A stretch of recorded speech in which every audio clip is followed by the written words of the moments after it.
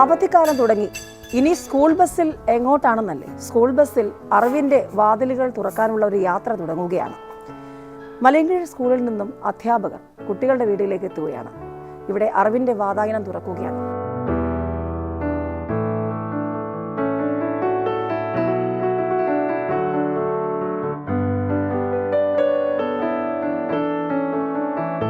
അവധിക്കാലത്തും അറിവിന്റെ പാഠങ്ങൾ കുട്ടികൾക്ക് പകർന്നു നൽകാൻ പ്രധാന അധ്യാപികയും അധ്യാപകരും ഒക്കെ ഇപ്പോൾ അവരുടെ വീടുകളിലെത്തുന്നു.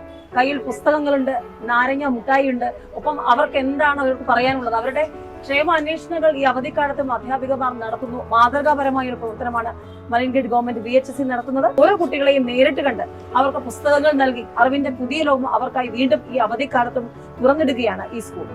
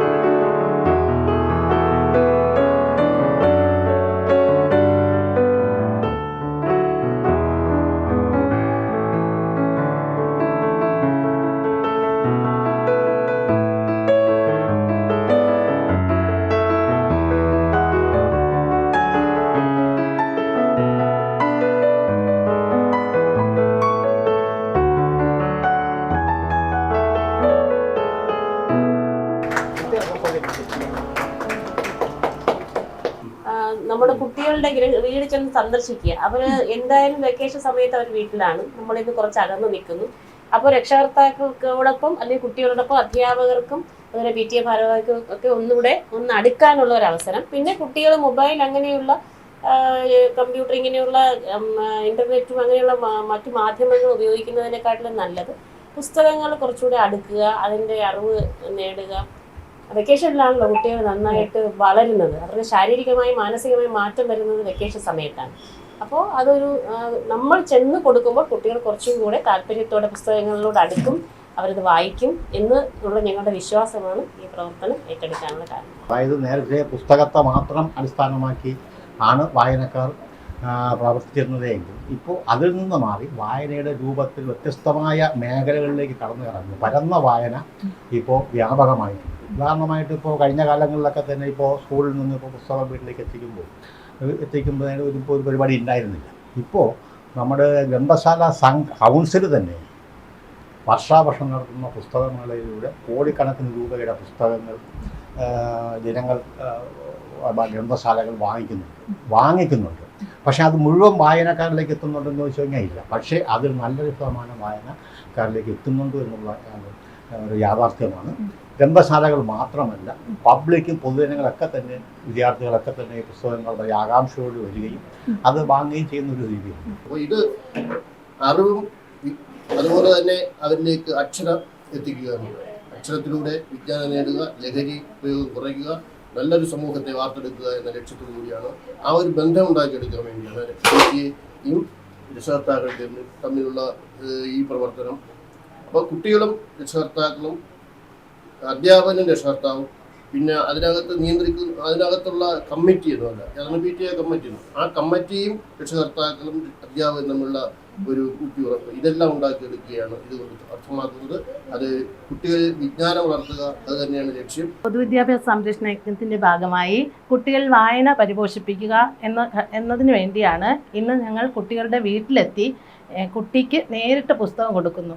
കാരണം ഇന്ന് വായന മരിക്കുന്നൊരു കാലമായിട്ടാണ് വരുന്നത്. കാര്യം കുട്ടികൾ വായന കുറവാണ്. അപ്പോൾ ഈ വായന വെക്കേഷൻ കാലം നമ്മൾ മാക്സിമം പുസ്തകങ്ങളിലൂടെ കടന്നു പോകേണ്ടതാണ്.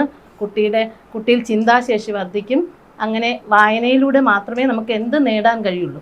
അതിനുവേണ്ടിയാണ് ഇന്ന് ഞങ്ങളെല്ലാ കുട്ടികളുടെ ഗൃഹസന്ദർശനം ചെയ്യുക എന്ന് പറഞ്ഞാൽ കുട്ടിയുടെ അന്തരീക്ഷം, കുട്ടി ഏത് നിലവാരത്തിൽ നിന്നാണ് വരുന്നത്, അപ്പോൾ അതും കൂടി അറിയുക എന്നുള്ളതാണ് ഞങ്ങൾ എല്ലാ അധ്യാപകരും ഒന്നിച്ച് എത്തിയത്. കുട്ടികളുടെ ക്ലാസ്സിൽ അവരുടെ പലവിധമായ പ്രശ്നങ്ങൾ ഒരു അധ്യാപിക എന്ന നിലയിൽ ഞങ്ങൾ നേരിടുന്നു. അപ്പോൾ എന്തുകൊണ്ടാണ് ഇത്തരം പ്രശ്നങ്ങൾ കുട്ടികൾ ഉണ്ടാകുന്നത്?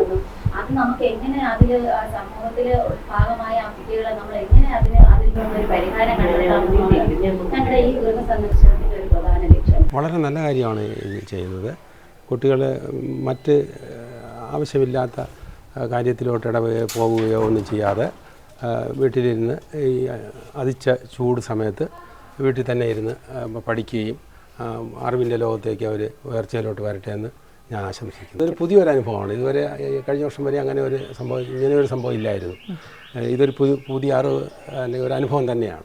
വാസ്തവത്തിൽ എനിക്ക് ഏറെ ഒരു ആശ്വാസവും, കുട്ടികൾക്ക് ആശ്വാസം, സമൂഹത്തിന് ആശ്വാസവും ഇത് ഏറെ പ്രയോജനമാകുന്നതും അപൂർവം സ്ഥലങ്ങളിൽ നടക്കുന്ന ഒരു വിദ്യാലയങ്ങളിൽ അധ്യാപകരും PTA-ക്കാരും ജനപ്രതിനിധിയും വന്ന് വായനയെക്കുറിച്ച് സംസാരിക്കുന്നത് വേറിട്ടൊരു കാഴ്ചയായിട്ട് ഞാൻ കാണാം. കാരണം ഇത് വ്യാപകമായി പഠനം നൽകേണ്ടതായ ഒരു ആശയമാണ് മുന്നോട്ട് വച്ചിട്ടുള്ളത്.